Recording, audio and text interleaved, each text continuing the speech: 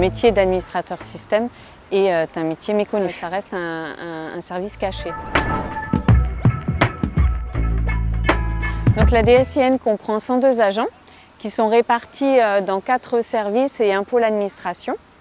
Donc le service des moyens informatiques dans lequel je travaille comprend 20 administrateurs systèmes et réseaux. Et ce service est divisé donc, en 2 bureaux, le bureau réseau, sécurité et téléphonie IP et le bureau système.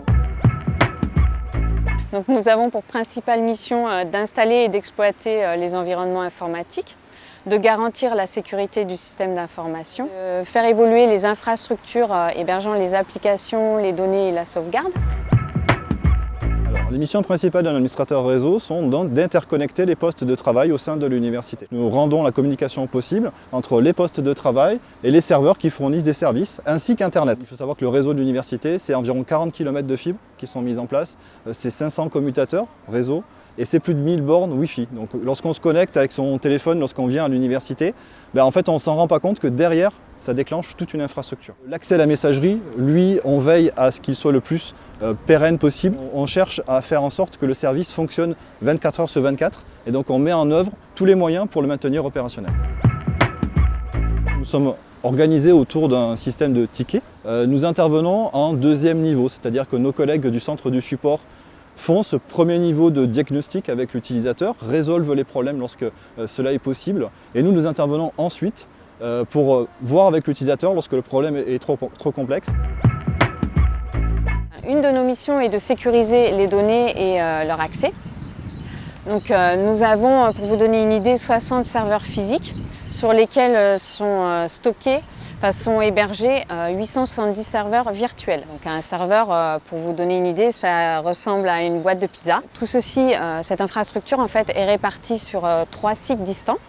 Donc un site pour le plan de reprise d'activité en cas de sinistre, un site concernant les sauvegardes et un autre site qui lui est ultra sécurisé, dans lequel on ne peut pas entrer sans autorisation. Donc on veille particulièrement à sécuriser les accès, on veille particulièrement à sécuriser les données. Si lorsqu'on reçoit un message, un mail, celui-ci comporte par exemple une pièce jointe, on ne connaît pas l'expéditeur, il faut faire attention, ne pas cliquer simplement directement dessus. On peut endommager les lecteurs réseau sur lesquels nous sommes connectés, on peut endommager des fichiers de la direction entière et donc on pénalise au final beaucoup de personnes. Le métier d'administratrice système, à la base, s'appelait administratrice système et réseau. Donc en fait, on avait les 2 casquettes.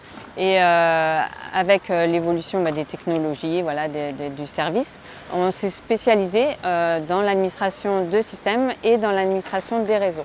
Donc aujourd'hui, on monte en compétences dans des domaines spécifiques. Donc on devient expert en messagerie, expert en hébergement de sites web. Alors qu'avant, on touchait vraiment à tout un panel d'activités de domaines différents.